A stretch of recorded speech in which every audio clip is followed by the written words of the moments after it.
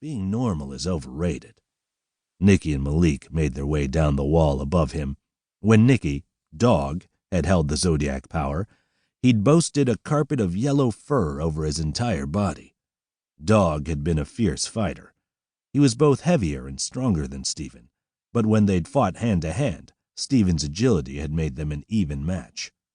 Nikki and Malik had both worked for Maxwell, the man the Zodiac team had been formed to stop.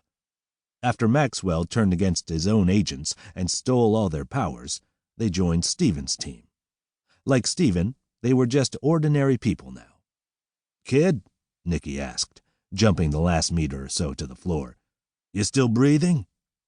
"I just fell 20 feet, Stephen protested. "Give me a minute." Nikki turned to Malik, laughing. "I don't think the kid's used to working with this team." "We're all adjusting," Malik smiled. "I'm not used to taking orders from a 14-year-old either." 15, Stephen said. "I'm 15. Nikki and Malik were right. Stephen was used to operating with his old team, the team he'd worked with so many times in the past. He missed having them by his side. Ram, Rooster, Pig, and especially Rabbit. But those particular teammates were occupied elsewhere, and if Stephen was to pull off this mission, he'd need the help of every ex-Zodiac he could find, even those, like Nikki and Malik, who'd been enemies in the past. Nikki turned to stare up at the hole they'd entered through, 100 meters above. It was barely visible in the dim light, a dark spot on the yellow rock ceiling. "Josie!" Nikki yelled. "You coming, girl?" A fourth figure dropped into view, descending in a perfectly straight line. She let out her support rope with even, expert movements. Like Malik and Nikki, she was a trained soldier with years of combat experience. "And I'm just a kid," Stephen thought.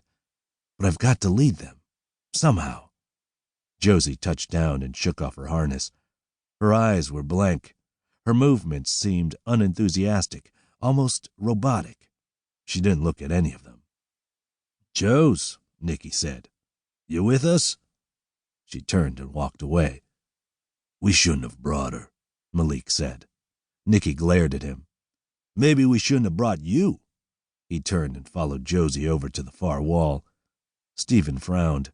When he'd worked with her before, Josie, Horse, had been a ball of energy, a determined fighter who never gave up, with or without her powers.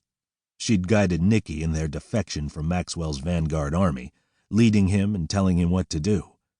But something had changed. Josie seemed almost hollow now, a shell of her former self, and Nikki was taking care of her instead of the other way around. "We're not very deep yet," Malik said, running his eyes up and down the wall. "This volcano goes hundreds of feet farther down. How about a scan, kid?" Stephen nodded. He reached into his pack, pulled out a thick headset and fitted it over his eyes. A night vision HUD schematic appeared, bright against the black background projected by the virtual reality device. Green lines sketched out the uneven cavern floor and the angled walls rising up all around. 3 red dots, indicating Stephen's teammates, shone within the chamber. Readouts scrolled down the left side of his vision.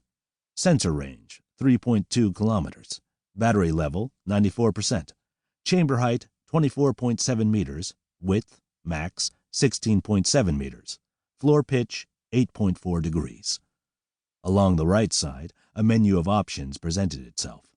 Zoom, search, brightness/contrast, infrared level, refresh/reboot. He selected zoom and panned the image down. "You're right," he said.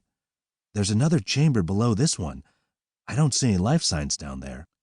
"That doesn't necessarily mean anything," Malik replied. "If Maxwell's got Vanguard soldiers hiding in here, they'll be shielded from our scans." The image zoomed out, revealing the volcano's entire shape. A mountain bisected by a large open mouth. Below the main caverns, a network of tunnels and corridors snaked through the earth. Stephen zoomed in on one of those passageways, 4 or 5 levels beneath the ground. 3 more red dots winked on, smaller ones this time. The second team, he thought. Their objective was as important as his,